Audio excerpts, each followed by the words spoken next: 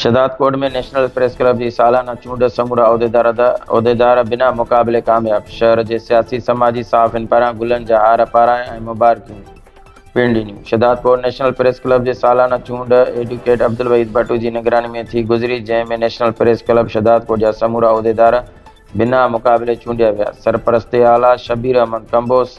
सदर गुलाम अब्बास मक्सी, नायब सदर बाबू रसूल बख्श खोसो, जनरल सेक्रेटरी वज़ीर खोसो, डिप्टी सेक्रेटरी गुलजार अहमद चांडियो, खजानची वडेरो गंवर Khan रेसियाणी, office secretary Aslam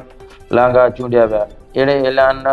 advocate Abdul Waheed भट्टी पारां कयो वियो, जॾहिं त इतफ़ाक़ राय सां चूंड जी आयल नेशनल प्रेस क्लब शहदादकोट के उहदेदारनि के शहर के सियासी समाजी अगवाननि जुल्फ़िकार मक्सी, मोहम्मद अनवर मुग़ल, डॉक्टर कुर्बान नंगर, कामिर नसीर सिर्रो, मीर हसन मंगड़ार, डॉक्टर वकार अहमद चांडियो, कामरेड अमीर जान चांडियो, मोहम्मद कासिम सुमरो, अमीर अली मंगड़ार, अकबर कंबो, वसीम राजा शेख, कामरेड शहबान जमाली ऐं ॿियनि तरफ़ा नेशनल प्रेस क्लब शहदादकोट के उहदेदारनि के गुलन जा हार पारां ऐं नेक ख़्वाहिशुनि जो इज़हार कयो, जॾहिं त चूंड जी आयल नेशनल प्रेस क्लब शहदादकोट उहदेदारनि पारां शहर के सियासी समाजी ऐं शहरनि जा थोरा मञा ऐं नेशनल प्रेस क्लब के साफ़िन पारां